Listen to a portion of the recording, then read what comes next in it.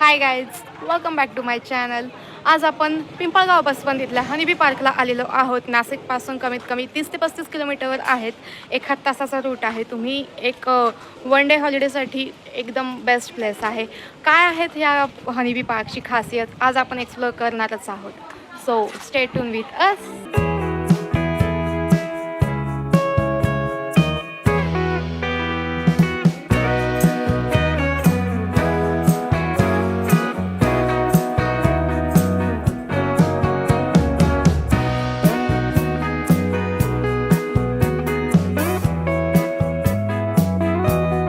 मधमाशा म्हटलं की गोड मध डोळ्यासमोर येतं, तसंच डेंजरस मधमाशाही आठवतात.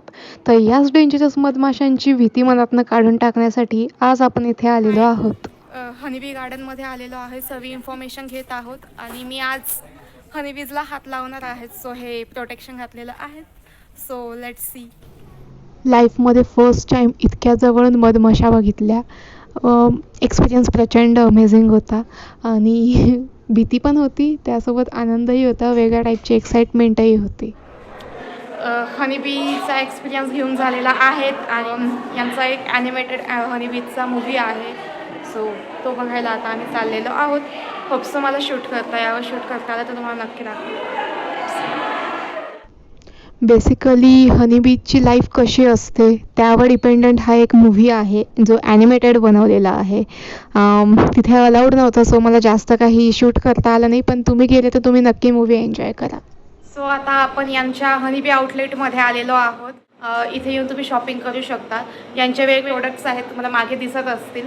तर इथे आपल्या या मॅम आहेत, त्यांच्याकडून आपण इन्फॉर्मेशन घेऊयात काय काय प्रोडक्ट्स आहेत. आणि इथे समोर मला हनीज दिसत आहेत, वेगवेगळ्या टाईपचे हनी दिसत आहेत. आपण ते टेस्ट करूया. इथे टेस्टिंगला सुद्धा हनी देतात ते. So I am with my spoon. आणि आपण कोणतं हनी टेस्ट करतोय मॅम? Sunflower honey. ओके. त्याच्या फुलांमधून जे हनी गोळा केलं जातं तेच हनी असतं. तेच हनी आहे. प्युअर हनी आहे.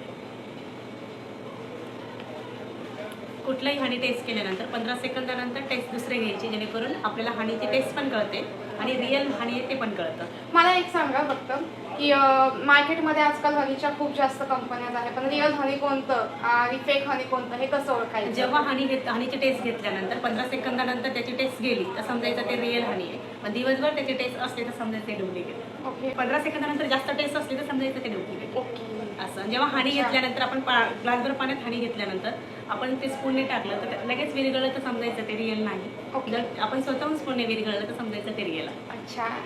हे कारण हे नेहमीचं खूप जास्त कन्फ्युजन असतं. ओके. हे कोणतं हनी हे आहे? अजवाईन हनी आहे. हे ऍसिडिटीवर चांगलं कार्य करते. अजवाईन.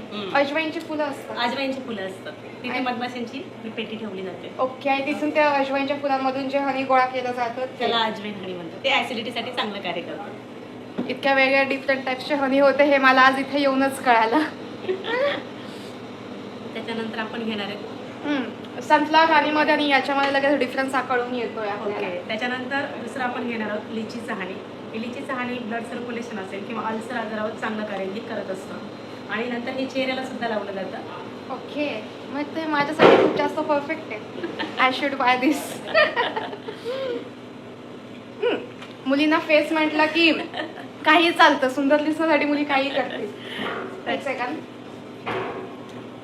थोडं जास्त मला गोड लागतं. हो का? Normal. लिची ही गोडच असते ना. हो. त्याच्यामुळे. आणि लिचीचं नॉर्मल तो फ्लेवर पण आला. तो ओके. एक वेगळा फ्लेवर असतो ओके. लिचीचा. त्याच्यानंतर हे आहे सीसम. हे आपलं हाडांचं कार्य म्हणजे हाडांसाठी चांगलं असतं.